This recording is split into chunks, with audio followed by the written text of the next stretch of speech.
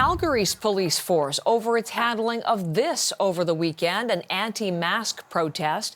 This video circulating on social media, an officer at the Chinook Centre shopping mall, as you see there, shaking the hand of an unmasked demonstrator, going in for exchanging words, close proximity. Michael Serapio has more on the video and the controversy it has all stirred up. Michael. Absolutely, Heather. Many people expressing anger, hurt, and some outrage, beginning with some things on social media that we're tracking, beginning here with Charlene Sire, who's a former police officer herself. And this is what she put onto Twitter. She said, "That's the wrong message to send. What's the matter with you? Calgary police officer embraces speaker at anti-mask rally." Now, from her, let's go to blogger Mike Morrison, who basically put out a comparison. For decades, the Calgary police arrested LGBTQ people. They sat outside places gay people felt safe and waited. There were no hugs, no handshakes. They treat their friends differently. There's now no doubt. Now, all this stemming from that protest you were talking about. It happened on Saturday when hundreds of protesters took to the Chinook Centre and staged a march against the wearing of masks and against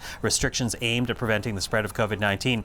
Now, the Chinook Centre, for those who may be unfamiliar, is Calgary's largest mall. And because of restrictions in the city and the province right now, its capacity is limited to 15%. Now, that is part of the concern about the number of protesters that were there, but also anti-mask protests have become a weekly occurrence in Calgary, and at times elements of white nationalism and conspiracy theories have essentially snuck in. And what really touched off reaction was that picture. And let's take a look at it right now. The police officer shaking hands and then leaning into the protester, that protester not wearing a mask. Also noted was no enforcement action was taken. No tickets were given, no fines were issued for breaking the rules around public safety and public health. Now, for their part, Calgary police say the officer had to lean in to hear that person with whom he was negotiating because there was a bullhorn in the background that made hearing difficult. They also say they continue to investigate what happened as there may be charges following, but that doesn't stop the outrage and questioning why was not more done against these protesters, Heather.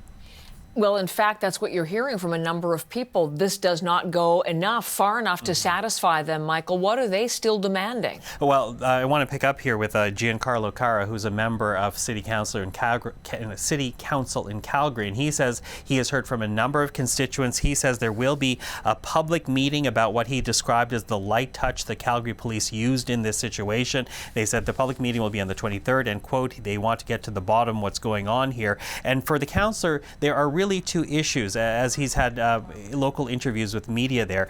He said protesters put public health at risk. That's one issue for him. But he also says that he's concerned about systemic racism in the police force, concerned that there is a potential double standard about the kind of treatment some people get from Calgary police and what these protesters got on Saturday. Again, something that he described as light-handed, given the severity of the issue at hand, Heather.